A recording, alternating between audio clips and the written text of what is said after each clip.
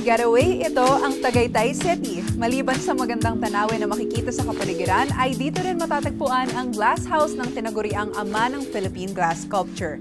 Tiyak na mamamangha rin kayo sa East Asian-inspired art na likha naman ng isang Filipina mula sa Pasig City. Magandang gabi, ako po si Carla Lizardo at ito ang Personage. Mga karanasan na kapupulutan, mahalagang aral sa tinak na daan, kwento ng tagumpay at mga inspirasyon, hango sa buhay at muling pagbangon, pinalakas, pinatatag ang kalooban, natutong lumipad, natutong lumaban, mga katangi-tanging Pilipino, iba't ibang istorya at pagkatao, alamin kung paano at kung sino-sino, kilalanin bawat isa sa likod ng bawat kwento.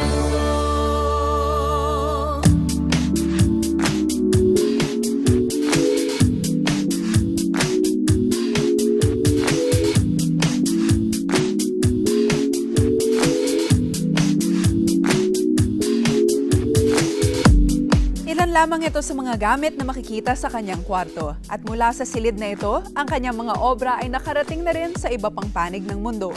Hindi inakala noon ni Valerie Chua na ito pala ang magbubukas sa kanya sa mas makulay na daigdig ng visual arts. The harshest critic should be yourself, and there is no other voice that's more important than your own voice. So how old were you and how did you discover your talent for painting? I actually started painting in my second year of college, so I started pretty late, and around that time I was into graphic novels and comic books, and I really liked how they did the covers for comic books. And there are some comic books that have a really nice appeal to it, that it's not strictly superhero, but there's a little bit of narrative to their covers. And this what made me interested in illustration and painting in general, that painting can be also fun and youthful, apart from being just serious and part of the gallery scene. Like if you're young, it's something that you might want to get into. I actually taught myself how to draw and paint, but just last year, because I was already working as an illustrator for 1 or 2 years, I wanted to strengthen my skill set, so I went to New York last year to take up a couple of classes in painting. So tell us a little bit about your style, like what medium do you use? For my works, because I really like that soft look to it, so I always use paper because paper is mostly made out of cotton. So I use paper and I use watercolor and acrylics or even sometimes oil on paper just so I can get that soft and ethereal look. You're influenced by East Asian watercolor artists. So what would you say makes the style unique? I like East Asian watercolor because the style is very fluid and very ethereal, and I like to have this sort of fluidity in my work. And at the same time, they use a lot of colors and patterns for their work, and the subject matter involves a lot of fantasy and legends or fables, and I think this is something that's very Asian, and I like to incorporate this sort of element to my work.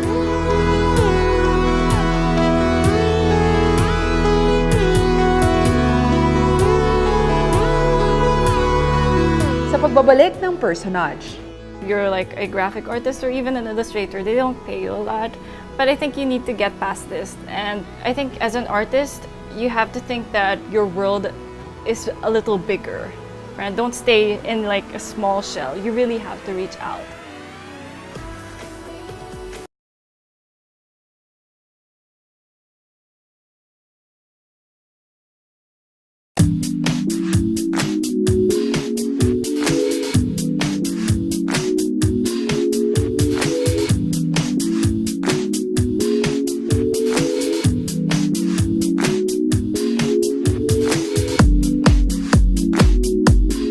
How does it feel that your work is not only recognized in the Philippines but abroad as well? It makes me really happy.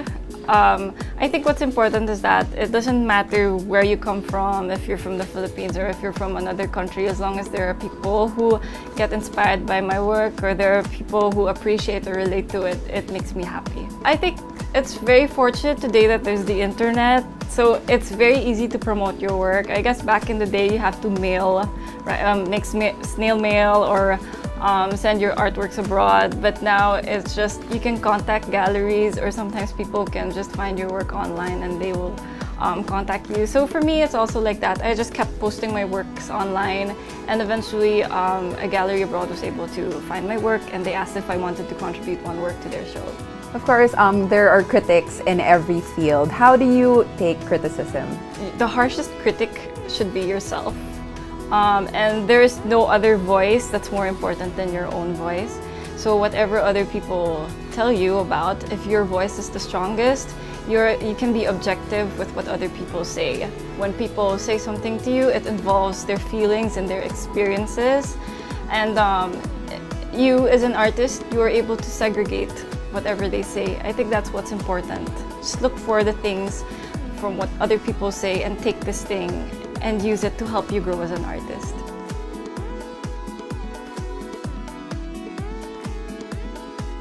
What would you say has been the biggest challenge so far in your career as an artist? I think as an artist, when you're starting out, it's really difficult to earn money, especially.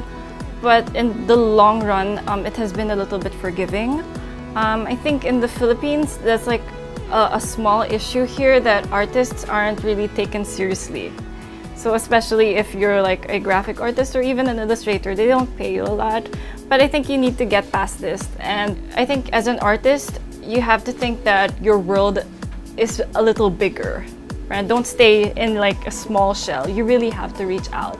And I think artists are normally quiet, and they're sometimes sensitive, or they're sometimes like, they're big introverts, artists. But you really need to get past that, go out of your shell. You really need to socialize and meet people. I think that's one thing that helped me a lot with my challenge as an artist. So where can people see your work? Do you have an upcoming exhibit? So this September, there's going to be a group show in Capitana Gallery and Orange Gallery in Bacolod. So I was invited to be part of that group show. And then there's also a small show in the UK, but the date isn't set yet. So I have a facebook.com/Valerie Chua Art. So you can visit that, and I usually update there if ever I have shows coming up with all the details.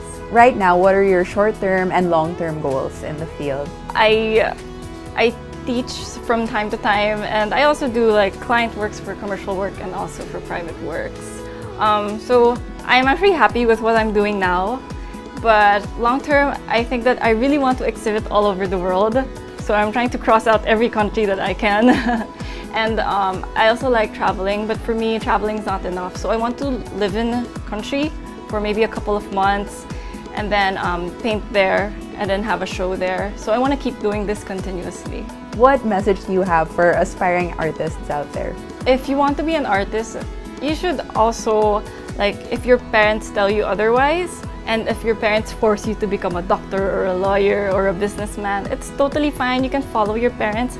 But if art is really your dream, you can always get into another profession. Like, you can go into business, and at the same time you can do art. It's always possible. Like when I was in college, I wasn't in an art school, so I was doing something else. I was studying something else, but at the same time I was doing art. So if you like something, you really have to dedicate your time to it, and you really have to give your 100% to master it. And it's never too late to start. Even if you're like 30 years old, you suddenly want to get into art or into music, you can always develop it.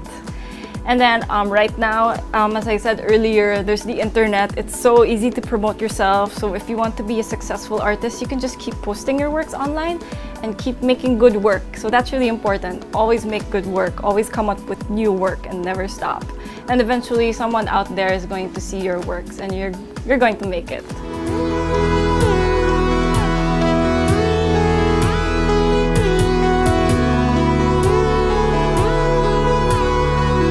Pagbabalik ng Personage. Actually, ang sculptor, if you think of, let's say, sculpture, it should be the best is in the round. In the round is ibig sabihin, ikutan mo.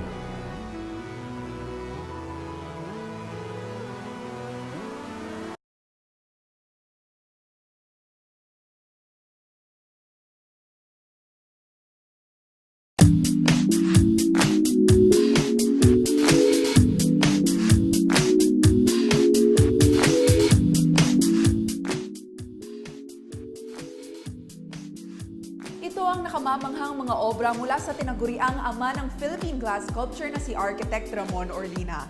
At mula dito sa kanyang museo sa Tagaytay ay ating aalamin ang kwento ng kanyang tagumpay bilang isa sa mahuhusay na eskultor ng ating bansa. Samahan niyo rin kami na libutin ang Museo Orlina, kaya tara na! I think ang importante sa lahat is you have to have a focus. Focus kung anong gusto mong gawin. So first of all, paano niyo po na-discover yung talent niyo for creating sculptures? Actually, nagsimula akong arkitekto. Tapos nag-painting ako sa glass. So napansin niya ng Republic Glass. So ngayon, inimbita ako sa kanilang seminar. Right after my seminar, na-impress sila doon sa aking ginawang painting. In-offer ako ng scholarship abroad. Mapag-isipan ko ho, di ba ha? No, after I came back, after 1 week, I told them, oh, thank you very much for your offer. I'm not accepting it. Papasukin mo na lang ako sa factory mo.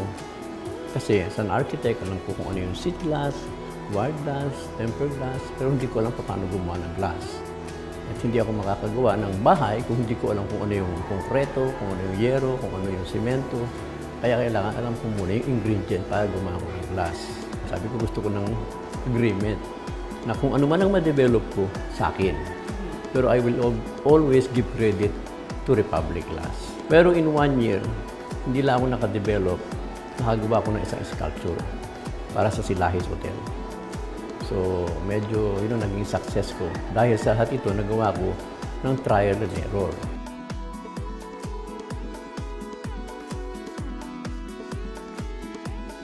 Looking at your works, parang yung iba, like they're very abstract. How do you know na parang tapos na tong work na to? I see doon ang kaibahan ng artist. Yeah. You must know when to stop. Kasi pag hindi ka tumigil, dire-diretso yan. Mga Pilipino, Wala na. mahilig. Hindi ko minsan, kasi mapansin mo mga painting ng mga Pilipino, Yeah. punong-puno. Hanggang doon sa doon, kung pwede pati yung border, pinturahan na rin, di ba? I think para sa artist, kailangan mo kung kailan ka titigil. Lalo na sa abstract work. Well, sa figurative, wala kang magagawa. Ganun talaga yung forma nun. But kung abstract, yun, pag ginawa ko yun, wala akong drawing. Lahat nasa mind ko. Titignan ko yung salamin, paikutin ko, titignan ko kung saan ko kakatin. Pero for you, what makes a good sculptor? Actually, ang sculptor, if you think of, let's say, sculpture, it should be the basis in the round. In the round is ibig sabihin, ikutan mo. Kailangan 16 section. 1, 2, 3, 4, 5, lahat maganda. At sa akin, napansin ko na, let's say, pag napaganda ko itong side na ito, at napaganda ko itong side na ito, at napaganda ko itong side na ito, lalabas na maganda pag tinignan ko dito sa side na ito. Kasi sa akin, pag tinignan ko dito, may kita ko yung side na yan. May kita ko yung side na ito. So, yun ang kailangan. Kasi transparent yung medium ko. Yun ang cycle namin. Tapos hanggang sa pagkatapos, okay na sa akin, pipirmahan ko na. Maski pipirmahan ko na, may makita pa akong medyo hindi maganda. Babawasan ko pa, sabi siguro ba tayo ko, iba to si boss, tapos na ito eh, meron pang gagawin. Another 2 weeks na gagawin. But you know, if I'm not happy, I don't want somebody to own something na hindi ko naging paborito, gusto. Yeah. So pinipilit kong gawin kung ano yung tama doon at kung kailan ako titigil.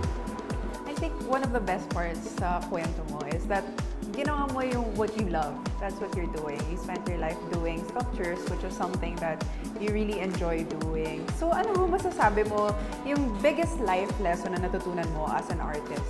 I think ang importante sa lahat is you have to have a focus. Focus kung anong gusto mong gawin, paano mo gagawin, paano mo sisimulan, and kasi pwede rin kung paano mo tatapusin.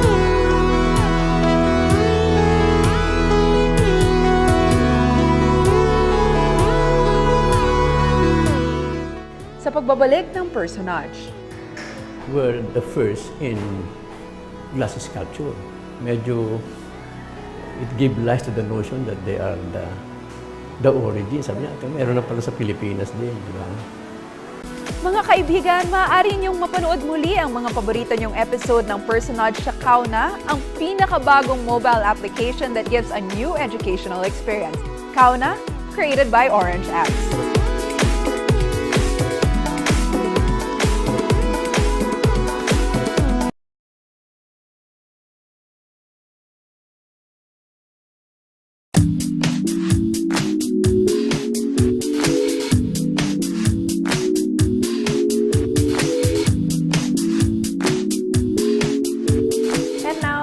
you're taking it to the next level kasi nga you have this beautiful museum here in Tagaytay. Can you tell us why you decided to put this up? Napansin ko kasi nung una gusto ko maglagay sa Taal para mapunta yung mga turista, makapunta sa bayang ko sa Taal. Meron kaming ancestral house doon, more than 100 years old. Pero ngayon, nakita ko na let's say mga kapis windows at saka mga hindi bagay sa aking very modern sculpture. Then yung kaibigan ko, ibinebenta niya ito.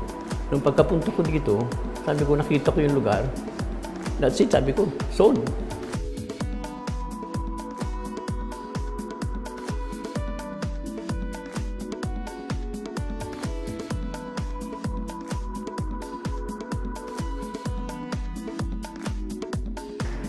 Were the first in glass sculpture. Medyo, it gave rise to the notion that they are the origin. Sabi niya, meron na pala sa Pilipinas din. Diba? So ito naman, yung iba, ito yung mga model ko. Diba? Nakita mo yung mga parang square cube doon, no? Actually yan, gagawin ko sana ito dito, putol to. Ito hiwa-hiwalay. Ano yung kakabit ko na ang foundation masyadong malaki. So ang ginawa ko, hiniwalay ko na lang ito. Pinagpatong-patong ko na, naging gano'n. Naging tatlo. Ito, kinumission ito ng isang congressman sa Batangas para paggawang malaking rebulto ni Mrs. Aquino. So gumawa ko ng clay nito at pina-check doon sa mga kapatid ni President. Sabi niya, okay, pwede na yan. Nung piniresenta kay Presidente, sabi niya, ay, huwag na lang natin gawin ngayon, di ba? At pag natapos na lang ang term ko. So, natigil. Pero ang ginawa ko, since meron na akong ganito, dinala ko sa Thailand yung clay. Tapos, ginawa ng lost wax method to.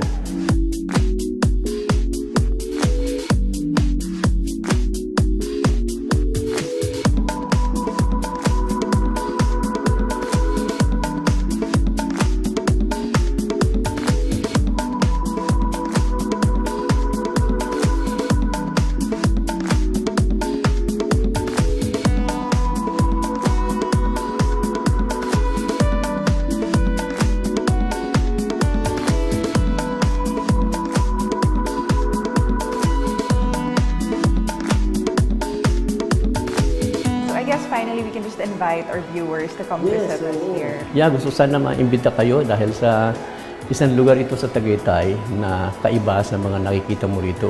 Ito, nasa kultura naman. So ito, medyo kailangan wala rito sa Tagaytay. Ang daming napunta dito, maraming nakain, maraming restaurant ngayon dito, maraming ginagawang hotel. Dahil sa una, maganda ang climate, kaya gusto ko dito. Salamin ng kultura at kulay ng pagiging malikhain ng mga Pilipino. Ito ang mga bagay na pinatunayan sa atin ni Valerie Chua at Architect Ramon Orlina. World-class Pinoy talents na dapat nating ipagmalaki at patuloy na pagyamanin. Hanggang sa muli, itong programang naghahatid ng mga kwento ng tagumpay, inspirasyon at pagbangon. Ako po si Carla Lizardo at ito ang Personage.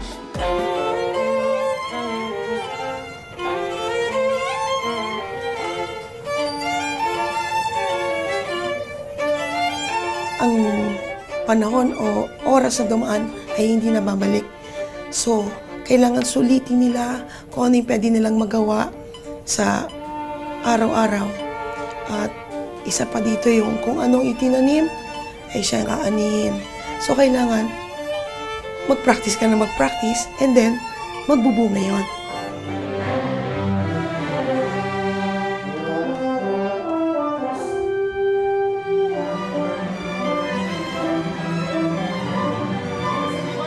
If you're going to get into music, you have to keep that in mind. How will music impact society? How will it transform lives? How will your performance or your career make a difference?